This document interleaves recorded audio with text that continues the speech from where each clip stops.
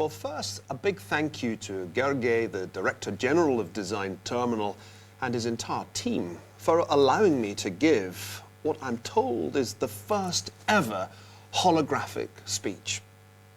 The Brain Bar Budapest Festival is supposed to be where humanity and technology collide. Let's call them hum and tech for short. But I just hope that the human survives this particular collision with technology. The Brain Bar agenda is a series of oppositions. Humanity versus technology. Corporations versus disruptors. Planners versus the people. Governments versus innovators. This kind of dualistic thinking seems to be in Budapest's DNA. After all, it is two cities, Buda and Pest, joined by a bridge. It's a city that's lived between two religions at least. It had more than 140 years of Ottoman occupation after 1541. It's also a city that experienced a kind of semi-independence as part of the dual monarchy, Austria-Hungary, down to 1918. It's a city that lived in the middle of the 20th century between fascism and communism. It's a city that was up to a quarter Jewish until the catastrophe of the Holocaust struck it in 1944. It was a communist city from 1949 until 1989. But it was also the scene of the biggest of all the revolts in Eastern Europe against communism in 1956. If you come from Paris to Budapest, you think you are in Moscow. But if you go from Moscow to Budapest, you think you're in Paris. Those were the words of the avant-garde composer György Sándor Ligeti. Today, Budapest is still a city with a split personality between West and East, part now of the European Union, but not, it seems, a wholly comfortable part of it. In that sense, it's the perfect place to ask the question, what is Europe in the 21st century? What are its problems? Where is it going? How does it need to change? Well, the way I see it, European integration in 2015 is an incomplete and maybe an uncompletable process. There's a confederation called the EU, the European Union, which has a monetary union at its core, but not all the members of the European Union are members of the monetary core. The country I come from, the United Kingdom, is a member of the European Union, but it's not a country that has adopted the euro as its currency. And partly because of this half-in, half-out status, Britain is a country that, conceivably as soon as next year, will be holding a referendum on whether or not to leave the EU. So this is an incomplete project. Certainly, it's an incomplete project when a key member, one of the biggest economies in the European Union, is at least contemplating the possibility of leaving it altogether. Now, the near death of the euro, the near collapse of the monetary union in the crisis years 2011 to 2013 revealed something very important. And that was that critics of the original design for European monetary union, and I was one of them, were right about the fundamental mismatch between monetary unity and fiscal decentralization. Let me take you back in time, all the way back to 2000. In that year, I, with my good friend Larry Kotlikov, published an article in the American journal Foreign Affairs. And in that article, we argued that Europe's monetary union would degenerate, was the term that we used. And this degeneration would happen, we said, because there was a fundamental incompatibility between creating a monetary union but leaving the member states to do their own thing in terms of fiscal policy. We got this right because we said that it would work for about 10 years and then fiscal imbalances would cause the whole thing to come apart. That very nearly happened. The enormous disparities in public debt, with Greece at one extreme, with the largest of all public debts, very nearly blew the monetary union up. Indeed, if you go back to 2012, the vast majority of economists who wrote on this subject predicted that Greece would leave, there would be Grexit, and the monetary union would quite possibly fall apart. It didn't happen, but as I speak, the possibility of Grexit is still being discussed, and it remains unclear whether or not a resolution will be found of the fundamental crisis of Greek public finance that will allow Greece to remain inside the monetary union. So, now we have, as a quasi-solution to this problem, a fiscal compact. And this fiscal compact essentially requires all members of the Eurozone to become more and more like Germany in economic terms, if not in any other respect. What does that mean exactly? Well, it means, first of all, that they all have to run more or less balanced budgets. No more of those enormous deficits that we saw, particularly in the period of economic crisis after 2008.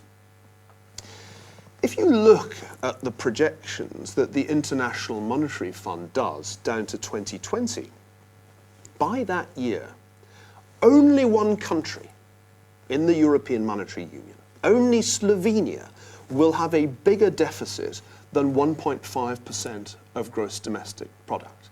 7 member states will actually be running budget surpluses. So this is the first step in the direction of what Angela Merkel has called Bundesrepublik Europa, the Federal Republic of Europe. A European Union that looks more and more like the Federal Republic of Germany, at least in the way that it handles its public finances. No big deficits, a more or less permanently balanced budget. But that is not the only way that Europe is becoming more German. In the past, member states sometimes ran quite large current account deficits. But those days are gone, partly as a consequence of doing what is often described disparagingly as austerity. Fewer and fewer Eurozone member states now have current account deficits. In fact, looking once again at the IMF's projections, by 2020, only 3 members of the Eurozone will have current account deficits, and they'll be really small ones. And that's not all. Everybody, it seems, is going to have low, maybe even negative inflation if they want to be part of the Bundesrepublik Europa. This year, Austria, of all countries, will be the member state with the highest inflation rate, and that will be, according to the IMF, just 1.1% per annum. Yep, just over 1% inflation. And 5 countries inside the Eurozone now have negative inflation rates. They actually have deflation. If these are the economic consequences of solving the problem of fiscal imbalance, then the big question is whether or not this is going to be conducive to economic growth and the creation of jobs. The answer to that question seems to be only if this policy is mitigated by the European central banks doing quantitative easing. I want to pause and talk a little bit about that strange phrase that has come into usage by economists, sometimes I think mainly in order to baffle the public. Quantitative easing, QE. What exactly does it mean?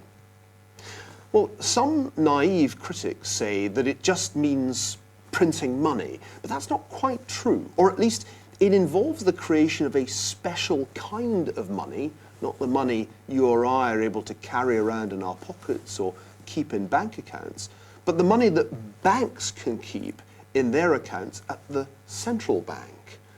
These reserves, a special kind of money, are the thing that is created when the European Central Bank does quantitative easing.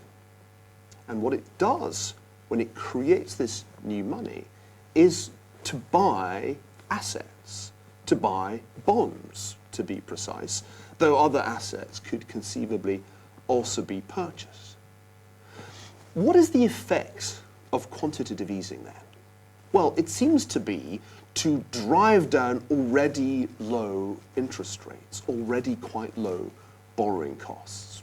And a side effect is to expand the balance sheet of the central bank.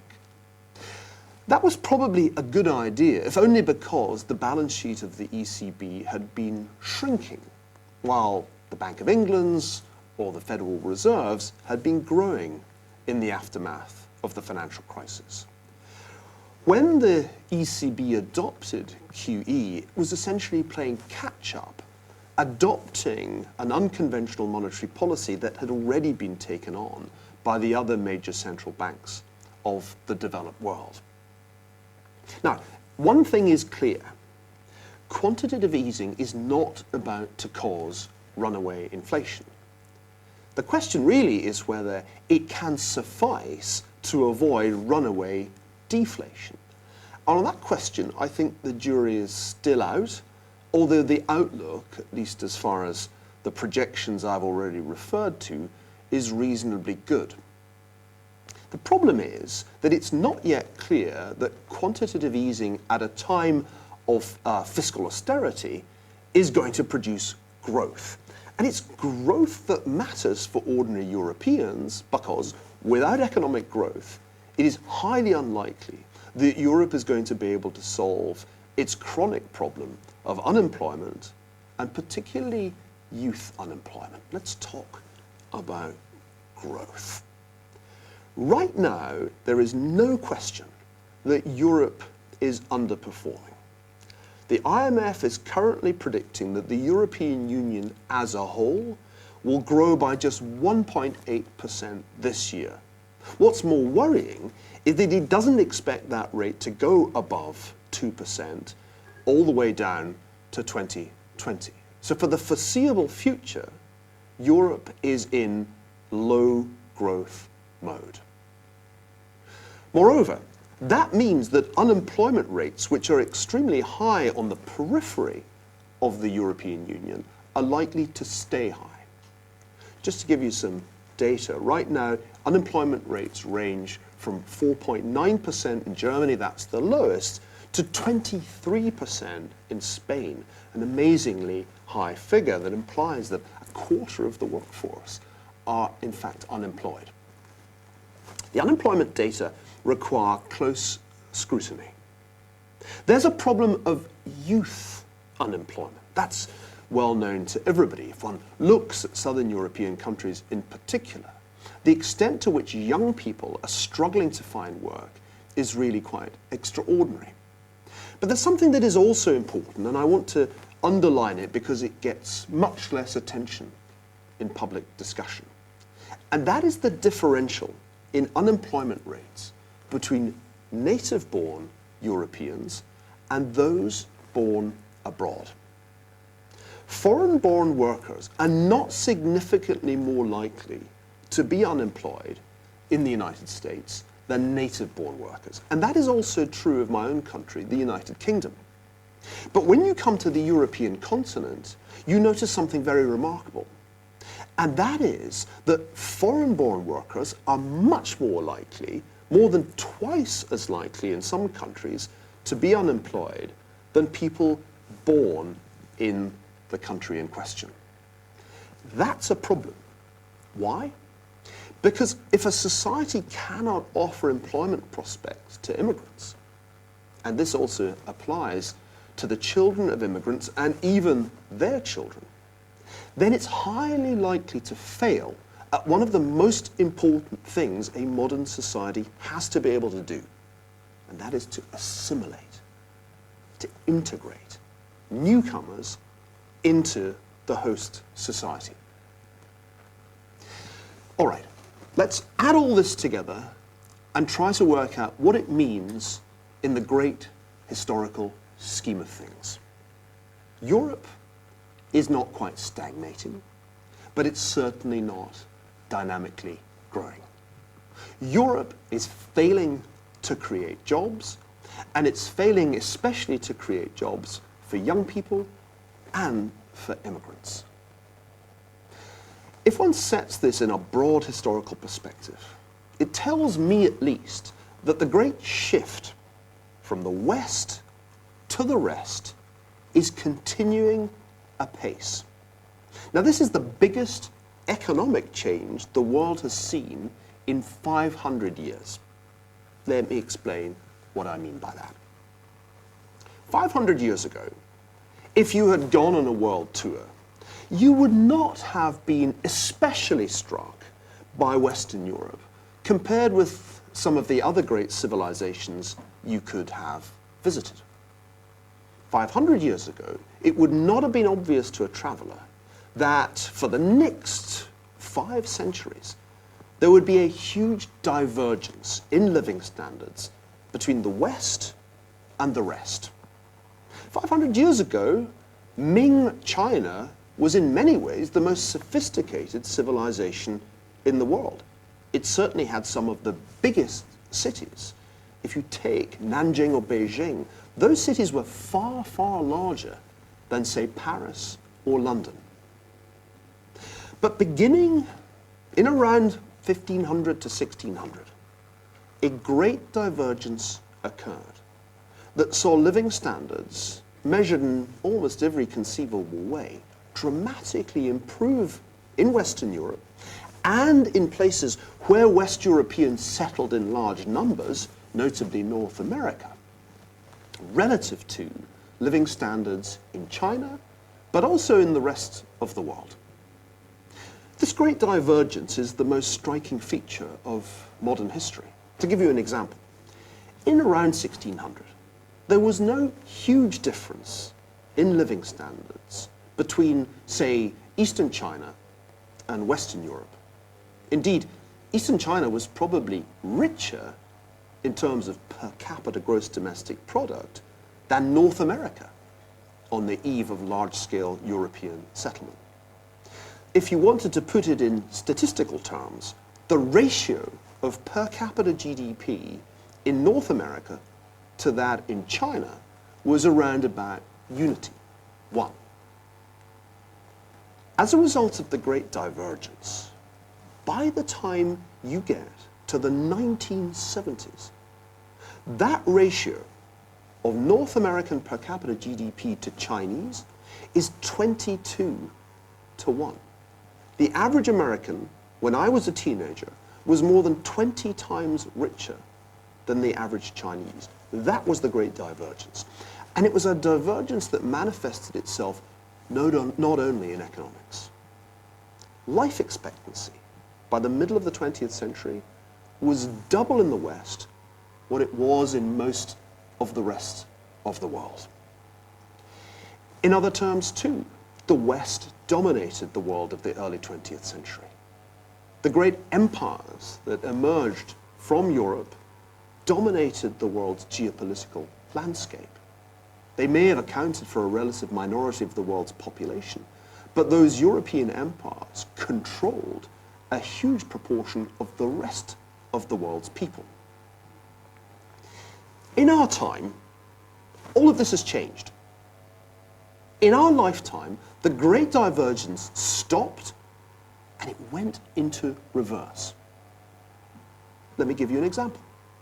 Late 1970s, average American, 22 times richer than the average Chinese. Today, that number, that ratio, is down to 4 to 1.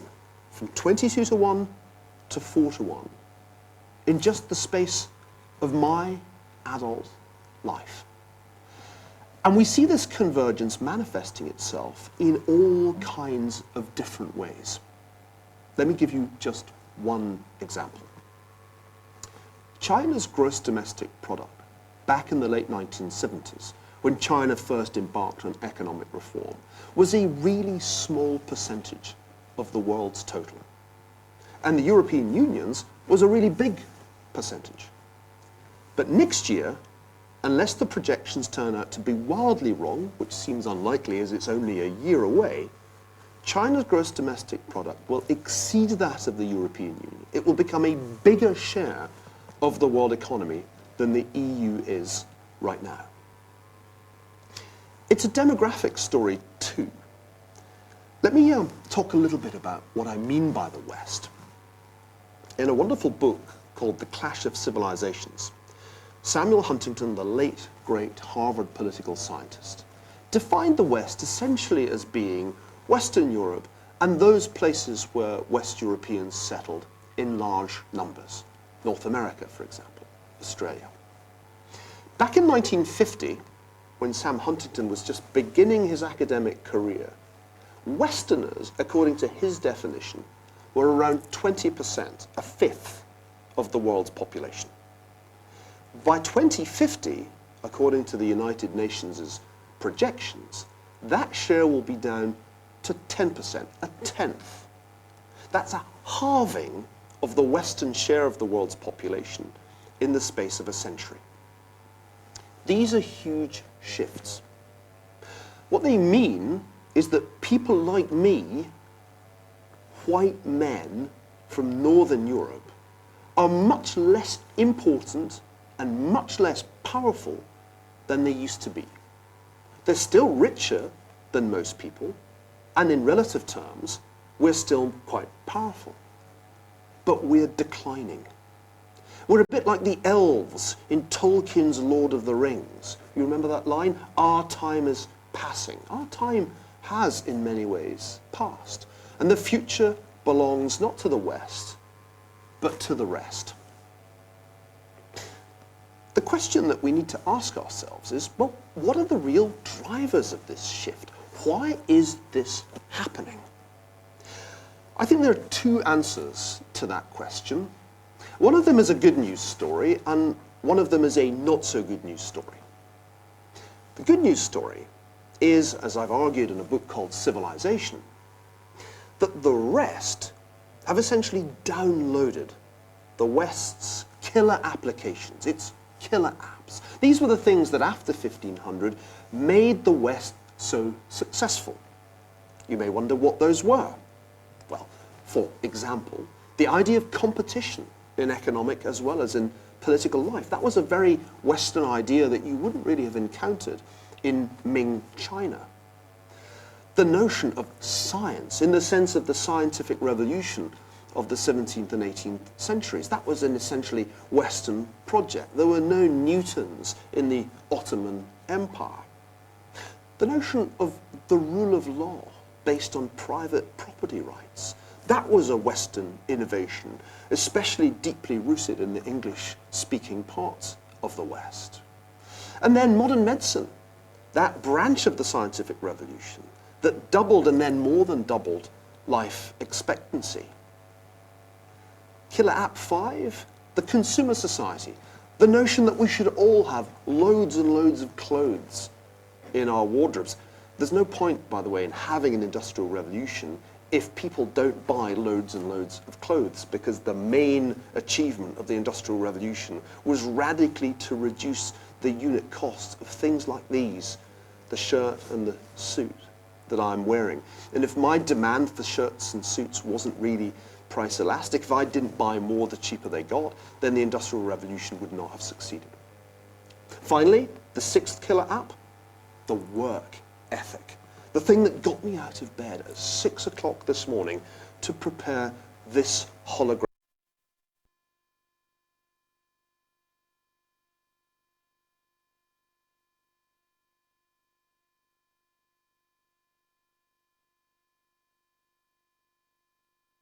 $500 were monopolized by people in the West. They really did not exist in the rest of the world. But in our time, that has changed. 100 years ago, there was really only one non-Western society that understood the importance of my killer apps, and that was Japan. It was the first non-Western society to download everything I've just listed, from the notion of competition in economic life through to the work ethic. But Japan was an outlier. Most non-Western societies didn't do that. Indeed, they spent much of the 20th century trying other models.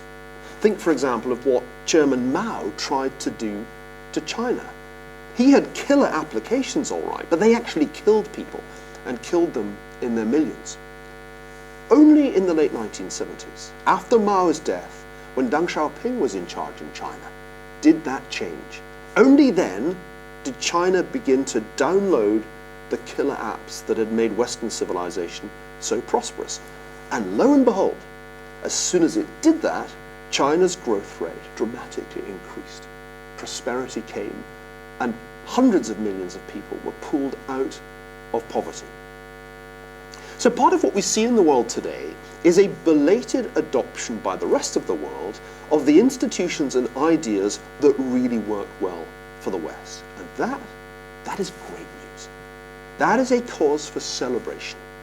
It can only be good news that more and more Asians, and now too Africans, are leaving poverty behind and discovering the benefits of competition, of science, of the rule of law, of modern medicine, of the consumer society, of the work ethic. Get the champagne out. History turned a corner in our lifetimes. That's the good news. The bad news? Well, the bad news is that even as the rest of the world is getting better institutionally, getting better in its thinking, we in the West appear to be getting worse. You can download the killer applications if you're a non-Western society. You can also delete them, or at least fail to update them, if you're a Western society. And that's the problem that concerns me the most today. We in the West, in Europe, also in the United States, are suffering from a strange institutional degeneration. Let me talk briefly about the 4 aspects of degeneration that I see today.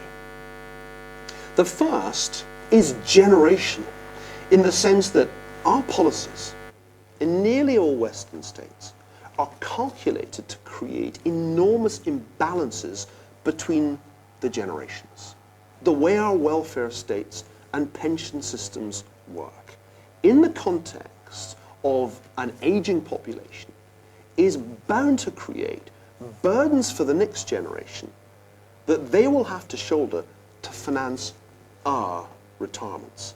The baby boomers are exiting the workplace. They're putting their feet up and looking forward to a long and cushy retirement. Who's going to pay? Their children, their grandchildren, their great-grandchildren. Let's just talk about Hungary, since that's where you are, even if I'm only here as a hologram. Well, right now, just around 10% of the Hungarian population is aged between 15 and 24. Those are the crucial years educationally. Many ways, they're the formative years, the years that produce great creative minds. It's all downhill from your late 20s, in my experience. So just 1 in 10 Hungarians are in that magical age group we call youth.